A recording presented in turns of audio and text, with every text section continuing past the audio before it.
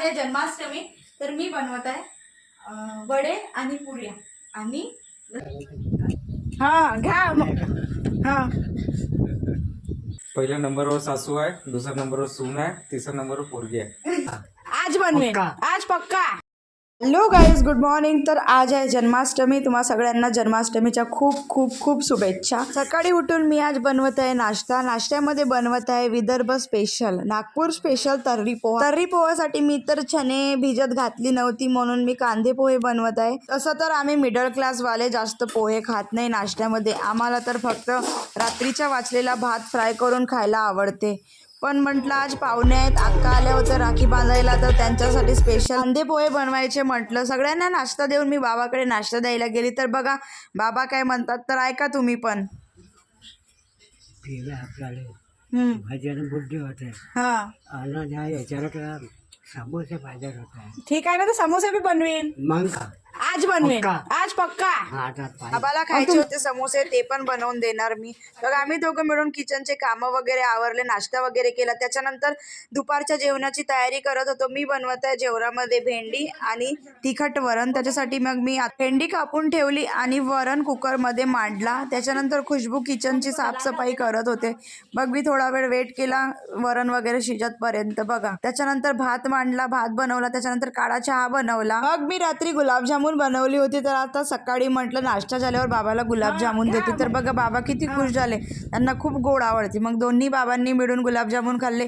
त्याच्यानंतर मी भेंडीची भाजी बनवली आणि वरणाला फ्राय केली। घरामध्ये जास्त लोक असल्यावर तिखट वरण आणि सुकी भाजी बनवली तर सगळ्यांना पुरते, त्याच्यामुळे मी तिखट वरण बनवली। बघू शकता तुम्ही, तिखट वरण आणि सुकी भाजी। रात्री आम्ही गुलाबजाम बनवले होते, तर ते मोठ्या भांड्यात होते, तर ते छोट्या भांड्यात ट्रान्सफर करत होत्या खुशबू, आणि ते फ्रीजमध्ये ठेवायचे होते, तर मग ते खराब झाले असते। त्याच्यानंतर मग आम्ही दोघींनी मिळून चपात्या बनवल्या। स्वयंपाकाला खूप उशीर झाला होता, त्याच्यामुळे सगळे म्हणत होते की लवकर लवकर स्वयंपाक तयार करा म्हणून।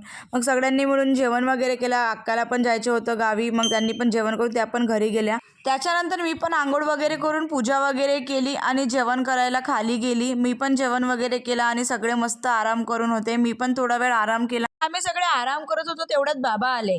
बाबा म्हणत होते की माझ्या पप्पांच्या जन्मापासून म्हणे की आम्ही जन्माष्टमीला काही ना काही तर बनवतो स्पेशल, तुम्ही पण बनवा। तर आज आहे जन्माष्टमी, तर मी बनवत आहे वडे आणि पुऱ्या आणि मुंगण्याच्या शेंगाची भाजी। ना गाइस, हिला काही येत नाही, ते हे आता आठवट को बोलत आहे।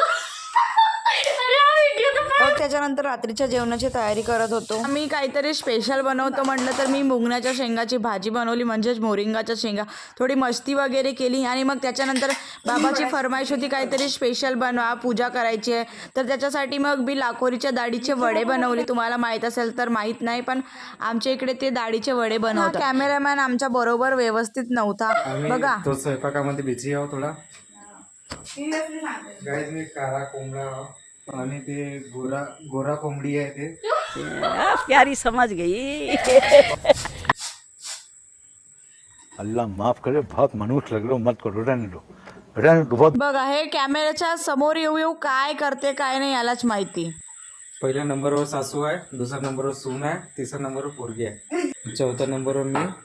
मस्ती करता करता एवढा वेळ झाला की पूजा करायचा टाइम जास्त झाला। मग त्याच्यानंतर आम्ही पटपट सगळ्या गोष्टी आवरल्या आणि पुऱ्या भजे काढलो, आणि फक्त डील झाली होती की वडे आणि पुऱ्यांची। त्याच्यानंतर भजे पण बनवून गेले। त्याच्यानंतर मग आम्ही खाली आलो, खाली येऊन पूजा वगैरे केली। बाबांना मी नारळ वगैरे दाखवले, तर बाबा सांगत होते एक नारळ आज फोडायचा, एक नारळ उद्या फोडायचा। त्याच्यानंतर मग ते दिवे बनवायचे होते, ते दिवे वगैरे बनवले आम्ही सगळे म्हणून। बघा बाबा काय म्हणतात। त्याच्यानंतर आजी बघा नवरात्रीच्या कसं करू मग? नवरात्रीचा काही नसे, जशी ती माया मांडते ना घट रात्रीभराच्या, तसे आणि मांडून ते 9 दिवस तरी ठेवत असत। आजी सांगत होती आम्हाला आधीच्या काळातल्या गोष्टी, नवरात्री आम्ही असं करायचो तसं करायचो। ठीक आहे म्हटलं, मग आम्ही बाबांना दाखवले, एवढे सारे आयटम बनवले म्हटलं तुमच्यासाठी।